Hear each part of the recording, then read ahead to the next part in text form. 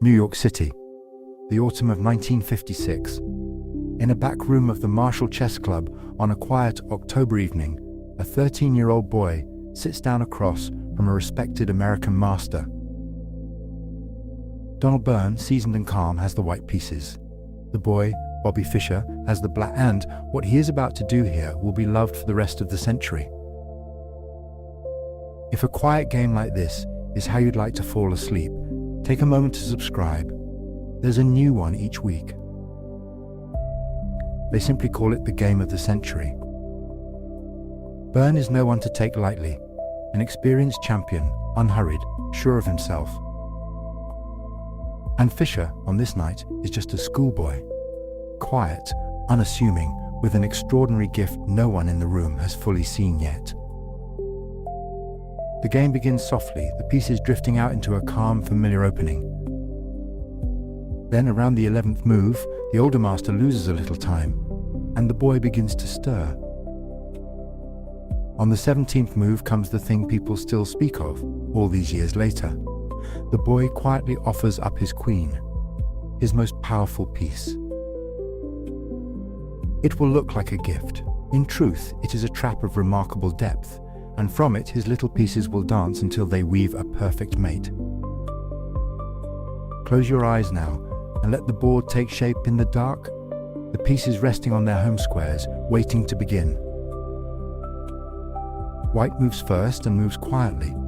The knight from G1 steps to F3. Black answers in kind, the knight out to F6, two horsemen eyeing the center, saying little. White reaches wider now, the pawn to C4. A second front, claiming space toward the queenside. Black plays G6, making a little room. You can feel a bishop preparing to breathe along the long diagonal. The other white knight comes to C3, leaning toward the middle of the board.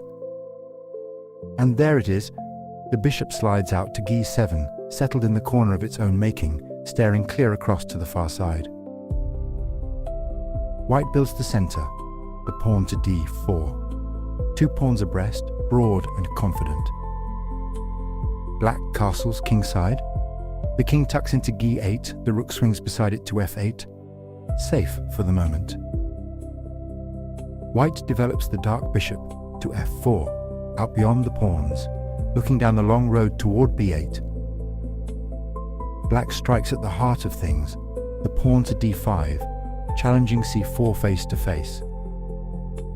White brings the queen out early to B3. She presses on D5 and casts a glance at F7, the soft square near Black's king. Black resolves the tension. The pawn on D5 takes on C4. White's broad center loosens. The queen swings over to C4, taking the pawn back. She belongs there, active, central, watchful. Black plays C6, a small, solid move. A door pulled quietly shut, a square made ready. Now White claims it all, the pawn to E4. A vast pawn center, E4 and D4 side by side, the kind that wins games or becomes a target. Black brings the knight from B8 to D7, unhurried, developing toward the coming fight. White connects, the rook to D1, lining up behind the D pawn, down the file where the battle will run. Black's knight hops again, D7 to B6, nudging the white queen, asking her where she means to live. The queen steps to C5, far from home, deep in Black's half, commanding squares, but a little exposed out there alone. And Black develops with a sting. The bishop comes to G4. Now look closely. The knight on F3 is pinned. Behind it on that diagonal sits the rook on D1. The knight cannot move without losing the rook. White plays the bishop from F4 to G5, leaning on the knight at F6. But with a colder modern eye, this move is a slip. The quiet, better move was the bishop to E2, simply breaking the pin, unknotting everything, keeping the whole position sound. Instead, the bishop wanders to G5, and a boy of 13, across the board, is about to show why that matters. Black answers with a thunderbolt dressed as a small step. The knight leaps to I4.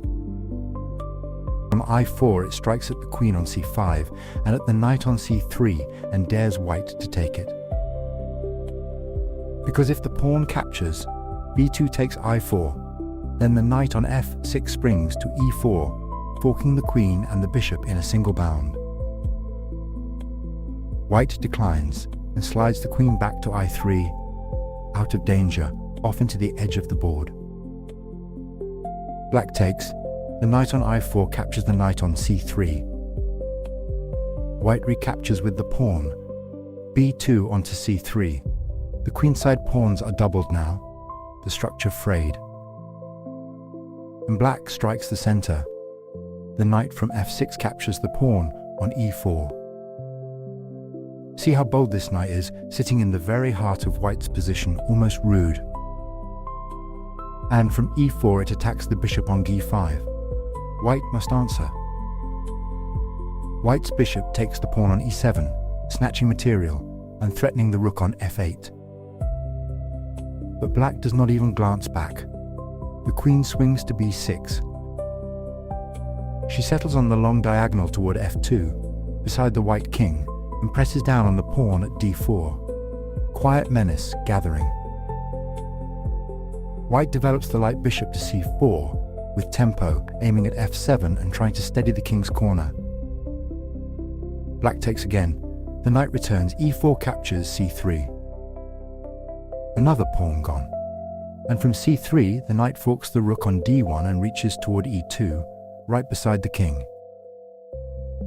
White finds a clever defense. The bishop slides back from E7 to C5, blocking the diagonal and attacking the black queen on B6. Black does not flinch. The rook comes from F8 to E8, with check straight down the open file at the white king on E1. The king must step aside to F1. It has lost the right to castle. No shelter near it now, only the open board. Let the whole picture settle in your mind, just as it stands. White's king sits on F1, exposed.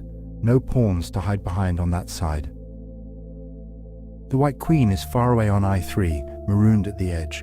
One rook rests on D1, the other still on H1, never moved. The knight waits on F3, still pinned by the bishop on G4. White's two bishops stand close together, one on C4 eyeing F7, one on C5 glaring at the black queen on B6. And black is all coiled menace. The queen on B6, the rook freshly checking from E8, the knight planted deep on C3. The dark bishop on G7 rakes the long diagonal. The bishop on G4 still pins the white knight to its rook. And yet, by the simple count of wood, black is behind. White holds a whole bishop more. An experienced master, a queen and a bishop to the good, against a boy of 13. And the boy is about to play the move that will carry this game's name down the years. Black plays the bishop from G4 to E6. He offers his queen. The bishop on C5 is still attacking the black queen on B6, and instead of saving her, black sets another piece down in the fire. For the bishop on E6 attacks white's bishop on C4, and quietly murmurs, "Take my queen if you dare." Because if white does take, the bishop on C5 capturing the queen on B6. Then the bishop on E6 takes the bishop on C4 with check. And the white king must run, and a storm begins that nothing can call back. Modern analysis, looking back across the years, shows another path. White did not have to take her. Instead of the queen, white could have played the queen to C3, sweeping back to capture the knight, giving up the grand prize to blunt the attack. Grim, and a piece down, but still breathing. Still a game. But the prize gleamed too bright. White reached for the queen. The bishop on C5 captures the queen on B6. For one heartbeat, white is enormously ahead, a whole queen to the good. And now it comes. The bishop on e6 takes the bishop on c4 with check. The white king steps back to g1, the only square open to it. The knight on c3 springs to e2, check again, leaping right to the king's side. The king returns to f1. There is nowhere else for it to go. And the knight strikes from e2. It captures the pawn on d4 with a discovered check.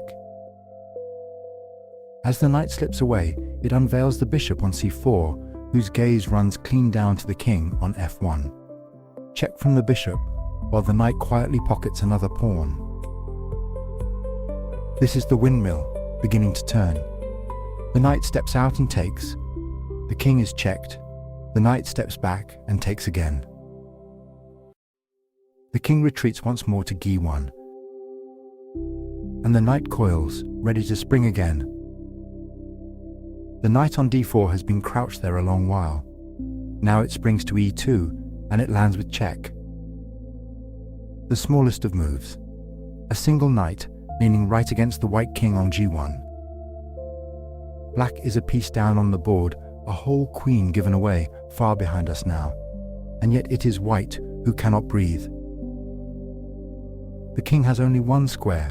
White plays king to f1, stepping aside. And here is the quiet trick of it. Far across the board, on c4, a black bishop is looking down a long pale diagonal, c4, d3, e2, f1. Straight at the white king. Only the knight on e2 stands in the way, blocking its own bishop's line. So the knight simply steps off that line, knight to c3. And as it goes, the bishop's stare lands on the king. Check again. A discovered check. The knight moves, and the bishop behind it does the striking.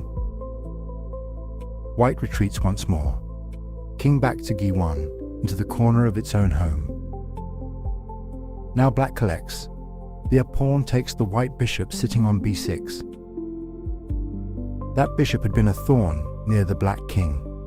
It is gone, swept off quietly by a humble pawn. Count the board now, slowly. White still has the queen, far off on i3. 2 rooks, a knight, a row of pawns. Black has 2 rooks, 2 bishops, a knight, all of them awake. All of them pointing the same way. On paper, white is richer. On the squares that matter, black owns everything. White swings the queen across to b4, hunting for some counterplay, some check of its own. There was a steadier path here, but it would not have saved the game, only slowed the fall. Black answers without fear. Rook lifts to i4, and there it faces the white queen, eye to eye. The queen slides on and takes the pawn on b6, a small meal. And now the knight on c3 pounces. It takes the white rook on d1. A whole rook gone. The knight that danced from d4 to e2 to c3 has earned its supper. White is unraveling. A pawn goes to h3 just to give the trapped king a breath of air. Black is in no hurry. The rook on i4 reaches down and takes the pawn on i2. See where that rook sits now. i2, deep in white's own back garden, beside the cowering king. The king shuffles up to h2, climbing away from the danger. And the little knight on d1 is not finished. It hops to f2 and takes another pawn. Knight and rook side by side in white's camp, eating the position alive. White tries to trade away the trouble. The last rook comes to e1, offering itself. Black takes it. Rook from e8 captures on e1. The white queen lunges with a check, queen to d8, the first real threat white has made in a long time. Black calmly drops the bishop back from g7 to f8, and the check is smothered. White's knight takes the rook on e1, clawing one piece back. Now a soft, beautiful move. The light bishop glides from c4 to d5. From d5 it rakes the long pale diagonal all the way toward the white king's shelter and the pawn on g2. Nothing is taken. The bishop just takes up its post, patient, aimed at the heart. White's knight returns to f3, trying to hold things together. And the black knight steps to e4, the proudest square on the board, planted in the center, untouchable. The white queen drifts to b8, far away, looking for something to do. There is nothing. Black pushes the b-pawn to b5. A small, easy breath, the kind you take when you know you are winning. White advances a pawn to h4. Black mirrors it. The pawn pushes to h5. The kingside locks. White's knight jumps to e5, the last try to make some noise. And black's king takes a single, tidy step to g7. A quiet move, but listen to what it does. It frees the dark bishop on f8 to swing into the attack. Let the whole board settle in your mind, just as it stands, before the end begins. The white king sits on h2, in the corner, hemmed in by its own pawns on g2 and h4. Its queen is exiled on b8, its knight on e5 is alone, with nothing to defend. And around the white king, black's forces are gathering like weather. The knight stands on e4. The light bishop watches the long diagonal from d5. The dark bishop waits on f8. And deep in white's camp, that rook still sits on i2, already behind the lines. Everything is in place. Now it begins, and it does not stop. First, white brings the king home, king back to g1. And the dark bishop swings out, bishop to c5, with check slicing along the diagonal into the king. The king slides to f1. The knight springs to g3, with check. The king steps to e1. Now the dark bishop strikes again. The bishop slides to b4 check, along a new diagonal. The king is being walked out into the open, square by square, with no say in where it goes. King to d1. And here both bishops are working at once. The light bishop drops to b3, check. b3, c2, d1. It pins the king to the spot from across the board. The king crawls to c1, hunting for a hole. There are no holes. The knight leaps to e2, with check. The king slides to b1, pressed against the edge. The knight follows. The knight springs to c3, check. And the king is herded to c1 once more. And now picture this final shape, because it is the one that will be remembered. The white king on c1. The black knight on c3 beside it. The light bishop on b3, watching c2 and d1. Deep in the corner, that patient rook still waits on i2. The rook lifts and comes down to c2, and that is mate. Let it land slowly. The rook gives the check, one square from the king. But the king cannot take it, because the bishop on b3 is guarding c2, holding the rook in place like a hand on its shoulder. Can the king run to b1? No. The knight on c3 covers it. To d1? No. The bishop on b3 and the knight both watch that square. To b2 or d2? No. The rook itself covers them both, sitting on c2 between them. Every door is shut. The rook, the two bishops, and the little knight have sealed the king inside a room with no walls left to it. And far away on b8, the white queen sits and watches, the richest piece on the board, and it cannot lift a finger. That was the whole idea, given away moves and moves ago. A queen traded for a net of small pieces, and the net never tore. Checkmate, with a rook held softly in place by a bishop, in a game played by a boy. The board is still now. The pieces hold their final shape, and nothing more needs to move. It is finished. Let it rest there, just as it is. And there the board rests, the last move made. The king run out of squares. Nothing left to calculate now. The position holds its shape in the quiet. Let the pieces soften where they stand. The kings, the rooks, the lone pawn that mattered. Let the files and the diagonals go dim, one by one. The squares lose their edges. Light and dark blur into the same warm dark. The board dissolves, and there is nothing you need to follow anymore. A game played long ago, finished long ago, carried gently into now.